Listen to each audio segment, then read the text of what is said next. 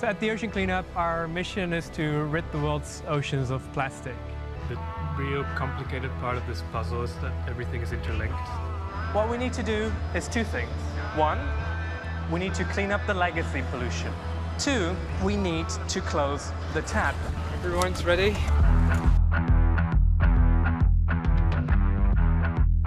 If we have the motivation and we have the skills, we will get there. The first few years, we really focused on trying to understand the problem and map it, which then became the basis on which we developed our solutions. Our philosophy is to learn as we go and iterate our way towards success. Good luck! We've just passed the Golden Gate Bridge, the iconic moment. Every hour is a small victory, and every plastic piece that we all catch is a small victory. So we have a major structural failure. This is normal. Welcome to the world of cutting-edge technology. The plastic is within arm's reach, literally. We can be that far away from getting a system working. Whoa! Here's all tiny particles also. What is the next logical step? Boyan always thinks about improving. With this machine, I truly believe that we're on the right track. Dirty river comes in, a clean river comes out. That's a teddy bear. This is the day, this is the moment, finally. The time has come now to deliver on our promises. It's so beautiful to see this. Whoa! The most exciting thing in the world, to me. We have shown that we are capable to repeatedly harvest large amounts of plastic. Let this mark the beginning of the end for the Great Pacific Garbage Patch. Imagine if we do get this done, we could truly make our oceans clean again.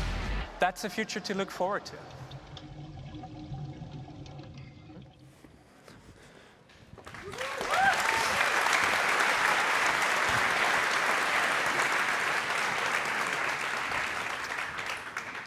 Well, hello there. My name is Caleb Kruse, and I'm from the Minderoo Foundation and their initiative, the No Plastic Waste Initiative. This seeks to end the harmful effects of plastic pollution on people and the planet. I'm the developer of Global Plastic Watch, and that's a tool that scans satellite imagery to find where plastic waste ends up on land and then monitor what's happening in real time. I'm here today with Boyan Slat. He needs no introduction worldwide, but especially in the Netherlands. He's a native here, and he's the founder and the CEO of the Ocean Cleanup. So today we'll be talking a little bit about the work the Ocean Cleanup is doing and the problem of plastic pollution overall. Boyan, could you just give us a quick overview of what the Ocean Cleanup is all about? Sure. So at the Ocean Cleanup, our mission is pretty self-explanatory: to rid the world's oceans of plastic. And there's two sides to doing that. On one hand, we need to stop new plastic from reaching the oceans. Every year, still about 1 million tons of plastic ends up flowing through rivers into the ocean, so we want to stop that.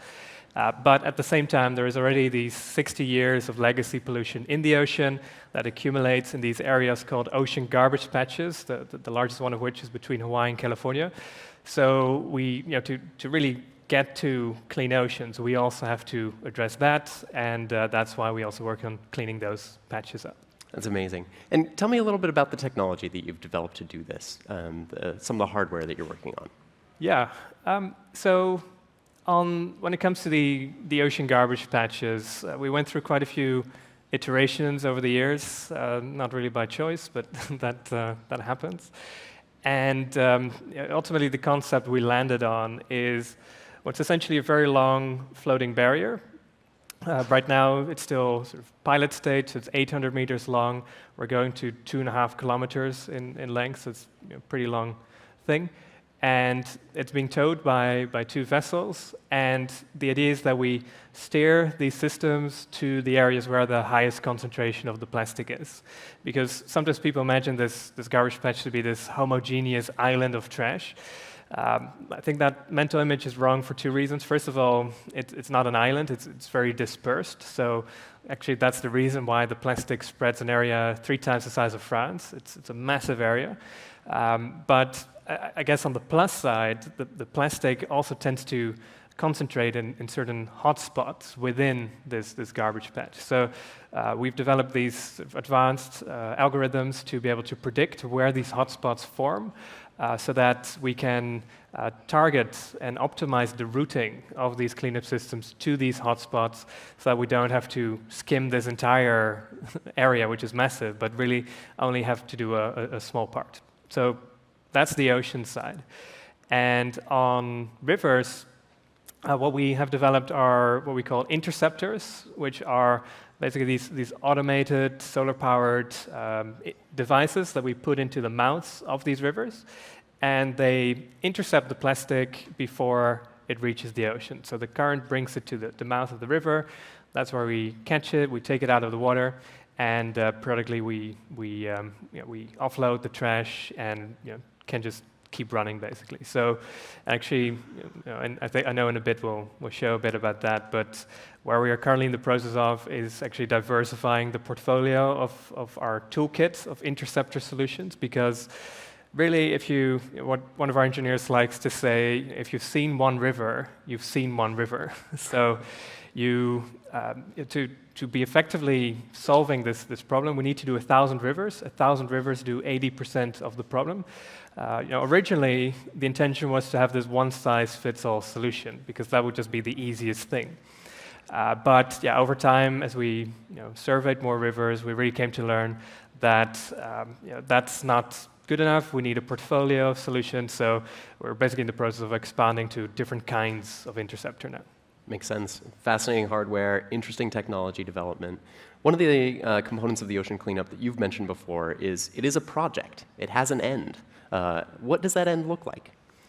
Yeah, it's, to me, always surprising to see how few nonprofits explicitly state that their goal is to help themselves out of business. I think that should be I think the goal for every nonprofit. So, and I think the sooner that day comes, the better, to be honest. So, ultimately, what we want to get to is a 90% reduction of the amount of plastic compared to today. And I think that requires roughly 10 of these cleanup systems in these garbage patches, as well as stopping the plastic in these 1,000 rivers, because that equates 1% of the world's rivers, but contributes about 80 to 90% of the plastic going into the ocean. So if we do that, those two things, I think we can get pretty close to the goal. Yeah, that's incredible. I guess we have these two sides of the issue. One is cleaning up the plastic that's already made it into the ocean, and the other side is focusing on the source. 80% of plastics are coming from these rivers. What is how do you prioritize which rivers that you're focusing on to actually collect the trash there?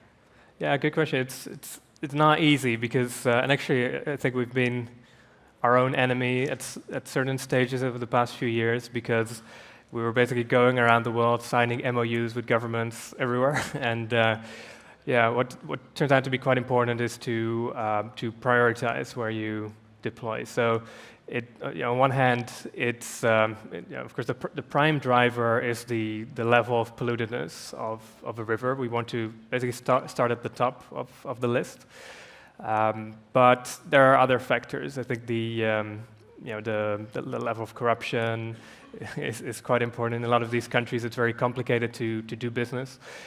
So the general ease of working, I think, is quite important. As well as, do we have the right solution for that river? Because there are rivers still in the top 1,000 that, for example, right now our solutions are not hurricane-proof. So, for example, Philippines is a bit of an issue still, because we don't have solutions there that can work year-round at the moment. So it's really the level of pollutedness, the suitability, and basically, can we build the system around the system to be effective? Because the machine is one thing, but there's history books are littered with examples of technology being sent to countries far away, and they're just rusting away or not working. So it's very important that these things are run sustainably, that they can be effective on the long run. So you need to build basically a consortium of local partners to make these projects happen. We can't keep operating them all by ourselves, so we really operate and we deploy through a network of partners. And yeah, the quality and availability of those partners differ per country as well. Makes sense. There's a lot of maturity in an answer like that, working with the governments, working with local groups, tailoring your solution to different areas. And I think it shows that you've been working on this since you've been 16 years old. You've been in the space for quite a while. I want to go through a little bit of what you saw in Guatemala. Boyan just came back from Guatemala, I think yesterday, where they were working on some river cleanup projects. Here we should see a video, which I hear the video. Boyan, could you talk a little bit about what we're actually seeing here? Yeah. I have audio. So this is a river called the Rio Motagua. Actually, it's the Rio Las Vacas, technically, which is a tributary to the Motagua. We believe this is the heaviest polluting river in the world. So what you just saw in that video is about 1 million kilos of plastic that we encountered in 30 minutes. So it's, yeah. It's astonishing, like the volume of waste. You know, I'm working in this field and see these waste sites quite frequently, but seeing this actual footage really made my jaw drop with just the quantity of waste that's flowing through just a single river in Guatemala. Yeah. Do we have any idea where is this plastic coming from? There's so much of it. Yeah, so what's quite interesting, so if you go to our website, theoceancleanup.com, there's this interactive map where you see the top 1,000 rivers and where they're located.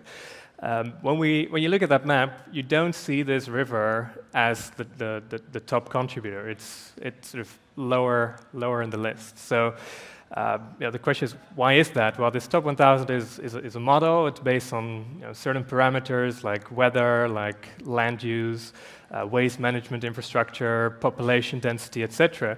But one factor that's not included as a layer in that model is it's the location of landfills. And this river in particular is unique in the world because in Guatemala City, which is very far inland, 300 kilometers inland, there is a landfill, which is basically the biggest landfill of the country. All the city's waste goes there. And if you go to that landfill, you can actually see the origin of the river flowing through the landfill. So there was like this, you can see this cliff of, so if anyone's been to Iceland, you have these big cliffs with big waterfalls go through it. It was basically that, but the cliff was made of plastic.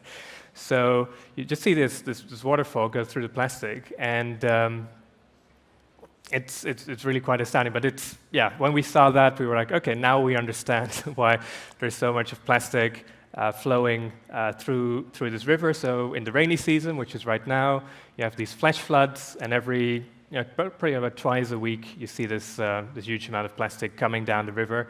Trash tsunamis is what we call them. And yeah, as I said before, this original interceptor of ours, it just would be filled within a matter of seconds. So that's why we built this. This is actually, you can't really see the scale here, but this fence is 8 meters high. So it's quite big. Unfortunately, we had underflow because due to erosion, there was the soil underneath it was slipped away. But again, this is still a pilot phase. We'll be fixing that in the coming months and hopefully soon actually stopping these trash tsunamis from reaching the ocean. Yeah, that's incredible. That's one of the ways that Global Plastic Watch is trying to help with this problem is by using satellite data to find where these landfills are and help prioritize either which rivers to clean up or maybe even stopping the waste from leaking from the waste sites before it even gets into the rivers. So all part of a kind of complex system of solutions. I'm curious, what are some of the ways, this is a tech conference after all, that you're using data to drive some of your decisions in either development of the technology or where to prioritize your efforts? Sure. I mean, that's one of the sort of the core pillars of our work. We have a lot of data scientists like yourself employed in the team. And again, when it comes to cleaning what we do in the oceans, it's all about trying to predict the ocean currents and how the plastic moves through that. And on rivers too, I think it's yeah, there's the modeling, and the modeling is critical, and it's almost like a compass of where you should go to focus. But then there's also the the analysis side. On one hand, before we deploy, we always have to do in situ measurements to actually confirm the level of pollution there. So we put cameras in there, and then we use AI to measure the fluxes of plastic going through that. And similarly, we use the same technology to measure the amount of plastic flowing through the river before and after our solutions, so we can know how efficacious and efficient the solutions are. Makes sense. So suppose you have a system like this and you're collecting many tons of plastics. What do you do with that once you collect it? Yeah, so it's the answer to that really differs per location. Again, we can't be shipping all this waste around the world. It would be way too expensive, carbon footprint, etc. So you're quite dependent on what's available in the country itself. Now, the good news is that usually there is some infrastructure. You have to usually do a bit of looking for it. But basically the lowest level sorry, the lowest level would be a landfill, essentially. In Vietnam, where we also are active, there's waste-to-energy plants that we can use. Now, the best thing, and that's something we'll be piloting here as well in Guatemala, would be recycling part of the waste, because actually, as you can see here, there's still a lot of PET bottles, which is basically the most valuable type of plastic waste that you find. So it's usually a combination of these three things. But yeah, where we focus on is getting it out of the river. And again, we rely on local partnerships to take care of the waste after that. We only have a couple more minutes here, but I want to focus a little bit on sort of the business model of the ocean cleanup. You're a nonprofit, but I find that you're a little bit of a different style of nonprofit than we typically see. Very focused on technology development, very audacious in the goals that you're pursuing. You're not kind of looking for incremental improvement. Feels a little bit more like a startup, or closer to an open AI than your traditional nonprofit. Do you see the ocean cleanup as sort of an innovator or a leader in that space, and what does that look like for you? Yeah, it's kind of funny. Like I would define myself as sort of a hard tech non-profit startup, and it's a model that you don't really see very often. Of course, when I was thinking about this about a year ago, I posed a question on Twitter like, "Does anyone know any other examples of this?" And I think the only example that came up was OpenAI, and indeed they now have a bit of a more complicated setup, I think, but they started out like this as well. So, when I started the ocean cleanup, it's already 9 years ago. It feels like 100, but it was. I really didn't see any other option.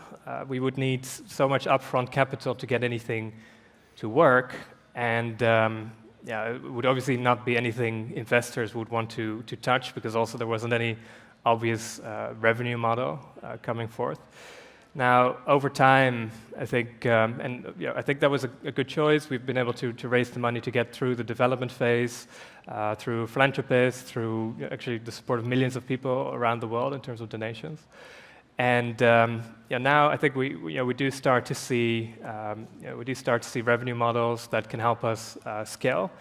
And I think probably if you would land right now, it might be possible to do it in a for-profit way, but once you made the choice, you're kind of stuck to that, right? So I think it's unconventional, but I think there is a certain area of problems that can benefit from a solution like this, where, again, revenue model isn't obvious at first, and you do need quite a lot of upfront capital to get it to work.